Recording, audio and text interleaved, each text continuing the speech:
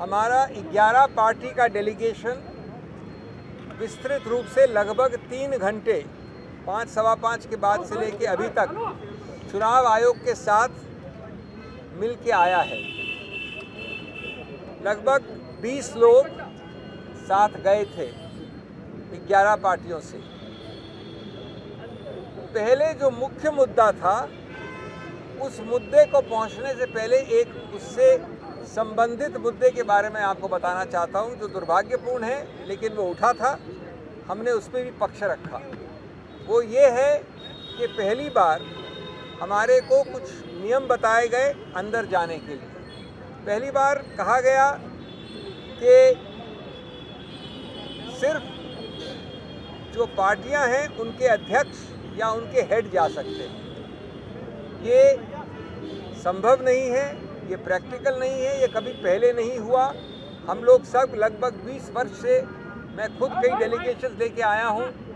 ऐसा प्रतिबंध लगाना मतलब ये होगा कि जो वार्तालाप आवश्यक है गणतंत्र में, राजनीतिक पार्टियों और उनके रिप्रेजेंटेटिव्स और चुनाव आयोग के बीच वो हो ही नहीं सकता। दूसरा, हम लोग सब सूची देकर, नाम देकर जाते हैं।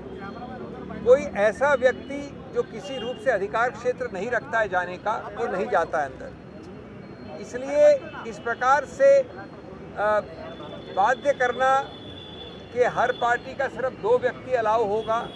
आज आप देखें, बड़ा दुर्भाग्य है, 11 पार्टी हैं तो अगर 2 लोगों का नियम भी देखा जाए तो 22 लोग अंदर जाने चाहिए।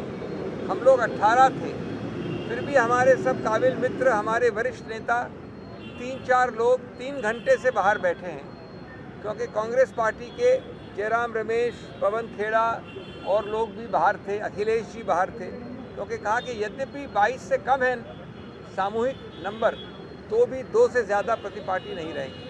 हमने इस दोनों मुद्दों के बारे में बड़े स्पष्ट रूप से चुनाव आयोग को कंप्लेन किया है और कहा है कि ये सही नहीं है, इससे हम बाध्य नहीं होने चाहिए और आप गणतंत्र में डाइल्यूशन कर रहे हैं अगर ये वार्तालाप में आप इस प्रकार के प्रतिबंध और रोकथाम लगाएंगे।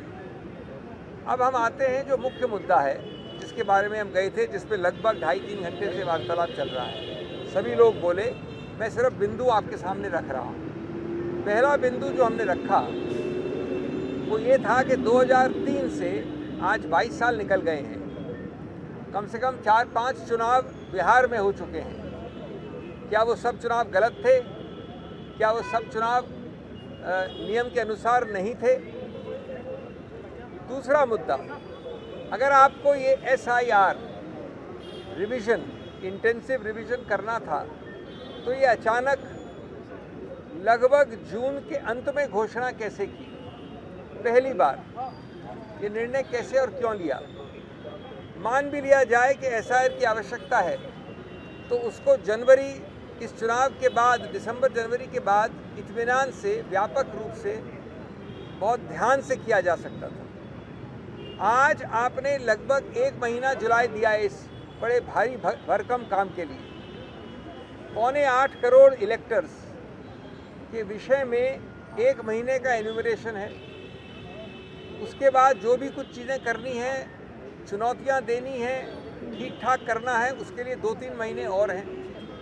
जब 2003 में आपने किया था तो उसके 1 वर्ष बाद राष्ट्रीय चुनाव था, 1 वर्ष 12 महीने बाद। जब 2003 में आपने किया था तो उसके 2 वर्ष बाद असेंबली का चुनाव था। इस बार आपके पास मात्र महीना, 1.5 महीना है।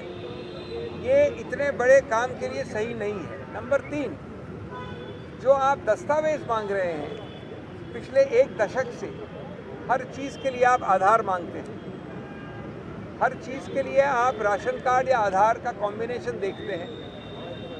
आज पहली बार आप ये कह रहे हैं कि आपका जो चुनाव में इलेक्टोरल रोल में नाम है वो नहीं माना जाएगा अगर आपके पास बर्थ सर्टिफिकेट नहीं होगा, और एक कैटेगरी, एक श्रेणी में वो जन्म का दस्तावेज आपके पिताश्री और माताश्री का भी होना चाहिए अगर आप 1987 से 2012 के बीच में पढ़ते हैं। तो हमने कहा कि कितने लाखों करोड़ों लोग हैं ऐसे बिहार में, अल्पसंख्यक, गरीब, जो लोग लेबर करने बाहर जाते हैं, जो बाढ़ से पीड़ित हैं, जो पिछड़े वर्ग हैं, वो क्या अगले 2 महीने 3 महीने तक भाग दौड़ करते रहेंगे ऐसे दस्तावेज देने के लिए?